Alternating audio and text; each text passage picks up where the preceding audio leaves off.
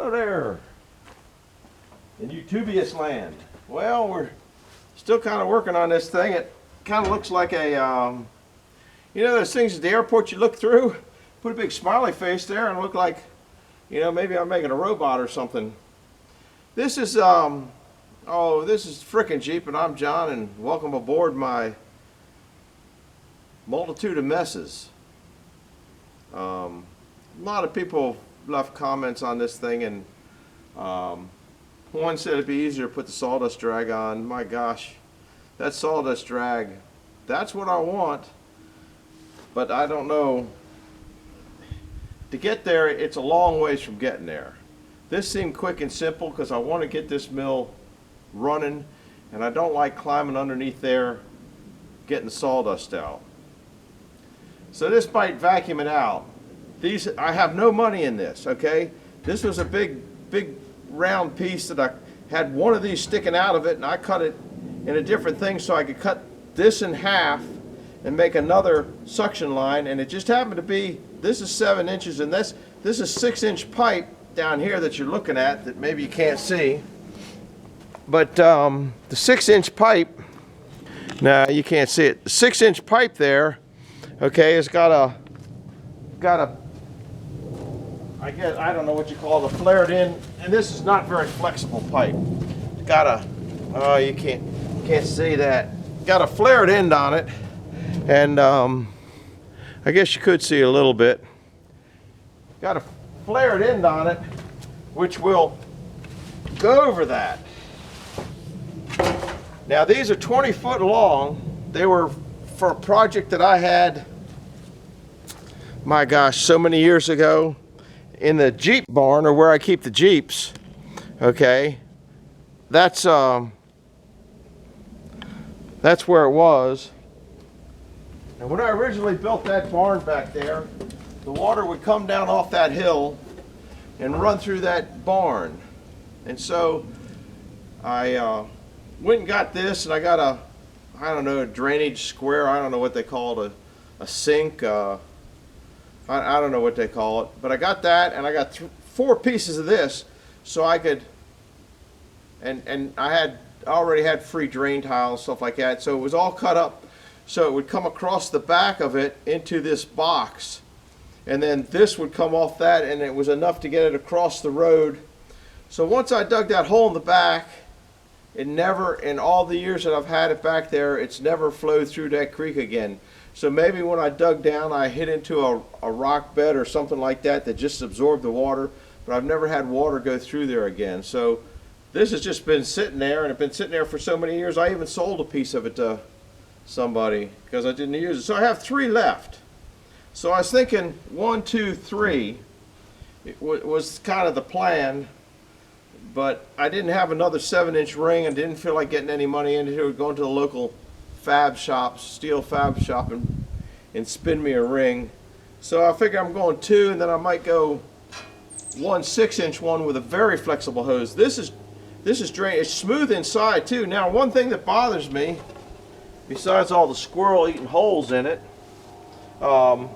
is static electricity igniting that, because that sawdust could be very be an ignition point. But anyhow, this is I'll take you off this for a minute, show you what we fabricated down at Jeff's. He's got a plasma cutter with a jig that'll cut circles, so this got cut out on that.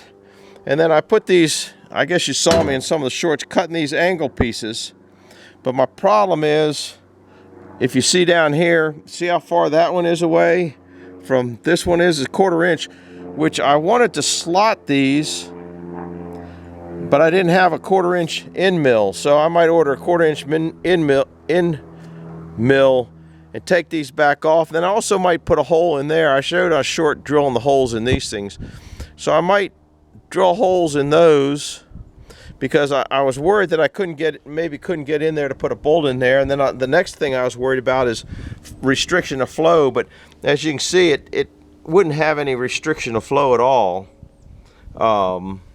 because it's just recessed enough that it just isn't going to do it. See, this is, I don't know how to explain that. So that's where we're at right now. We're at that. Now these, like I said, are 20 foot long. Right now they're all the way back, too far. They need to come to where the saw blade is. Now I might run that on the mill and saw one board off of it just to see where the sawdust pile is going to build up, because I feel like playing around. I've already done 100 honeydews today, and I don't know, worked on this thing for a couple hours.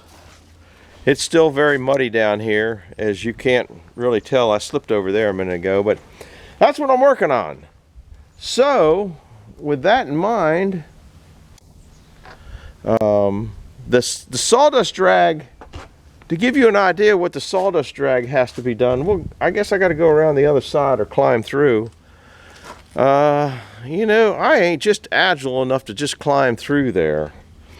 But for the people saying, why don't you just put the sawdust drag on? Number one, all the problem is the clearance here is very, very tight. Okay, so that's a lot of the problems. So on this end of the thing, it's got to go from that stand over there, we'll show you in a minute, it has to go down, and it hits an idler down there. Well, I got to put another idler out here, because if something, then I have to put another idler in there, because if something happened and glommed onto that chain, well, at this point I guess it wouldn't pull up into that blade. So maybe I'll be all right on that, but you kind of got to protect the underneath of that blade from any chance of that chain bouncing up, because if you watch chains, they have tendency to bounce, maybe, I don't know. But I'll go over and show you what I haven't given up on the sawdust drag. Like I said, that's what I want to do. But then it's the issue of how I'm going to power it. Okay? I do not want to power it off the mandrel. And there's a couple reasons. One being there's going to be that top saw in there, which is going to be kind of in the way. Now I might do a temporary power. I haven't really looked to see if I got room. I'm going in there right now. What do we got there? Looks like something real important. Okay, so now this has to get bolted into there, so I have to drill all those holes. I have to make spacers to go in there, so it's just not bolting into nowhere. That wouldn't be a thing. You can see where those pipes, see that pipe down there? So it's definitely way further than I want it. But for sucking all the leaves and stuff out of there, a 6-inch flexible hose might be the ticket. So I want it to come back to, I think my biggest sawdust drop area is in this area, so I need to pull it out, measure from there to there on the vacuum system, and I'm just going to move that out there. I don't want to cut those hoses. That'd be stupid to have two remaining pieces of hoses when I can just put that blower out further and then come down the line, maybe later change that. But anyhow, this has to go up. Then you have to build a frame. Okay, then you got to put the gearbox up there. Okay, now see the problem here, when they power it off the mandrel, they power it off the mandrel down here. All this accoutrements here are in the way of running that up there.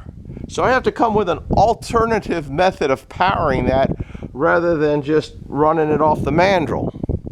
Now it might, I just think that that's going to get in the way. And number one, and number two, my main objective is to be able to get sawdust out without the saw blade going, because a lot of times you got to get down in that pit and you got to start raking it out. You'd think you don't have to, but you got to. Believe me, I've been there a million times on the mill in the back. And you can build a funnel, you can build all the funnels you want, but it ain't going to keep that sawdust from coming off that blade at 10,000 feet per minute and just ricocheting everywhere. That's why you look at a lot of sawmills, they have a ton of crap here, a ton of sawdust here.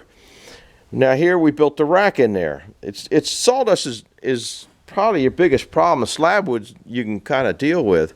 But anyhow, now I have to build a trough to go all the way across to over there. So that isn't particularly a problem, except for I might need one of them long poplars. I don't know how far that is. I don't think there's a measure. There's a measurement over there in that Kubota. Guys, go over there and get that measuring stick. There's usually one down here, but I don't know, I lose so much stuff. Anyhow, so then you have to build a trough to go all the way down there in case the chain breaks. You don't want it to come down on the blade, either the top blade. And the purpose of putting this in or putting the topsaw in wasn't to get it running instantly, is to know, because this is supposed to be over there. You can see some holes down there for it. It's pre-drilled for this unit here. Okay, this came off a #1 sawmill, and but it didn't come off a #1 with a topsaw. So if I can get this drag going and get it down low enough, which is where it's going to be right now, then I have to, like I said, it has to come flat across here and then go up once it gets out there someplace. So I might, once it gets on the other side of here, maybe build a trough so it pulls it into a trough or something like that, so it doesn't just push the sawdust to the side. I don't know what I'm going to do. The problem being is I got a back porch on this mill. I always wanted that, and you don't know what you're not going to like or what's going to give you problems until you have it or get it. And now that I have it and get it, I'm running into problems. If you just had the sawdust drag, you could probably pull it out with a double chain like most sawmills do. So maybe I'll come over and roll that on the carriage and make a little sawdust. I don't know what it would take to even roll that thing right now. That's a big chunk of wood, but I kind of like to know where my sawdust pile is going to go. Does worry me having the plastic line there and sawdust going through. It creates static, and static could ignite that sawdust. So that's a thought also. Off the blower, off that blower, I need to build a thing that comes out and comes up and then converts into an 8-inch round, so I can get that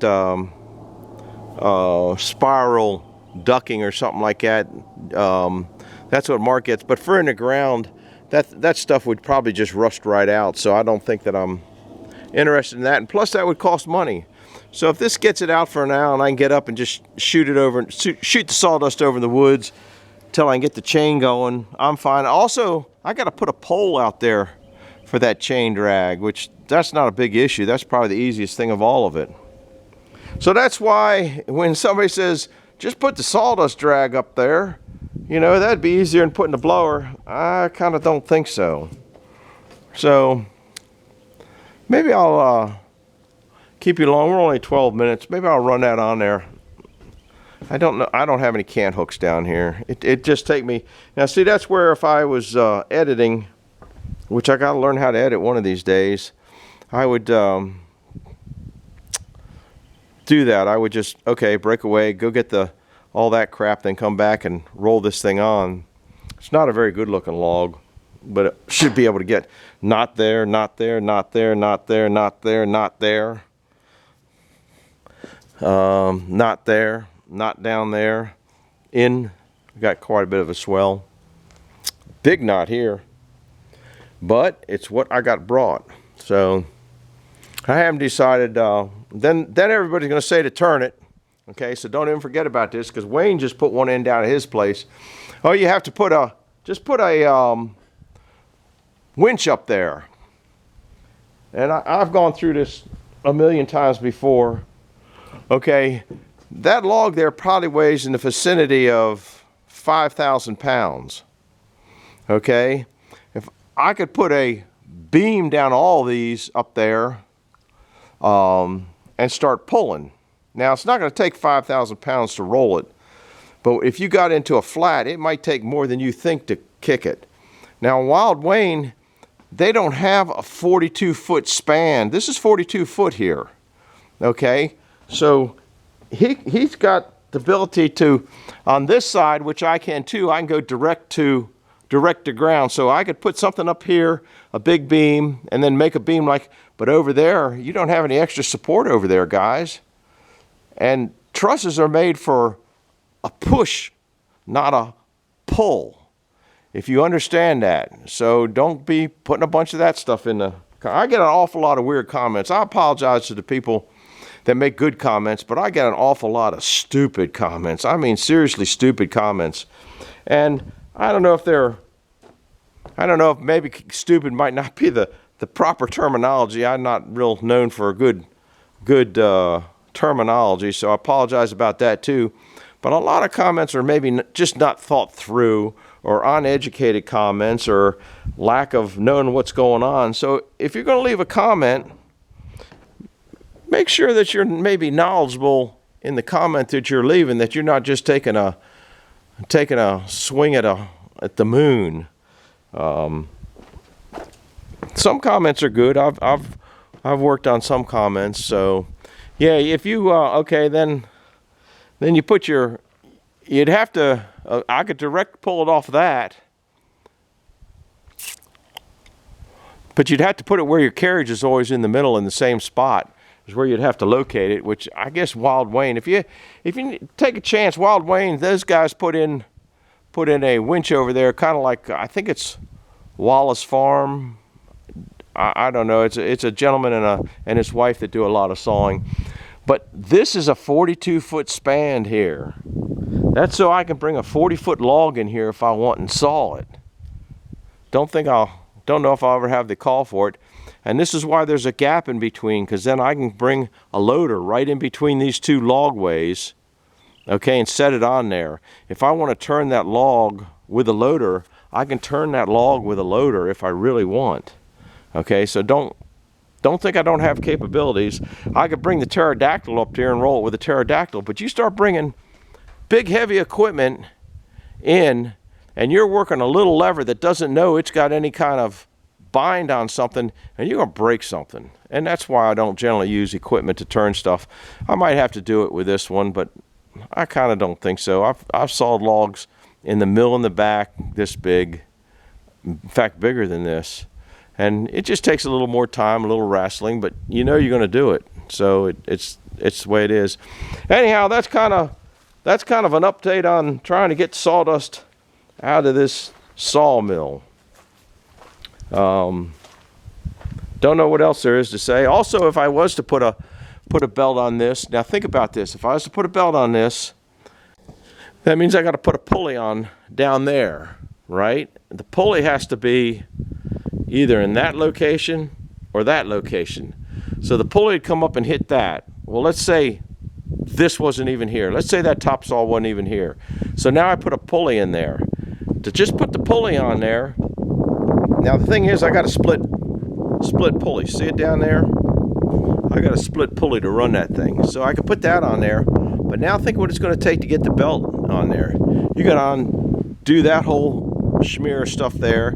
I got to do on that bearing to raise it up. Then you got to undo that bearing. You could leave that one in place, but then the steps, you got to remove the steps, guys. You got to start dismantling the steps to put a pulley in there. So I could drive it with a flat belt, and I know some people are going to say, well, there's those belts that lock in. We still haven't got past the point of this is in here. So if you leave me a suggestion or a comment, follow what you're looking at first and just think it through yourself before you go, yeah, just put a pulley on there. Just put this on there. All I got to do is do this. Just drill a hole. Those holes in that stupid little thing down there, it took me 2 hours to get those holes and all that stuff. Set up, all that kind of stuff. Putting things together, finagling things together takes time. So that's where we're at. Hit the like button. Hit the subscribe button. Or the unsubscribe button after this one. And thumbs up, bell icon, you know the work. Hit the drill. See you later now. Bye-bye.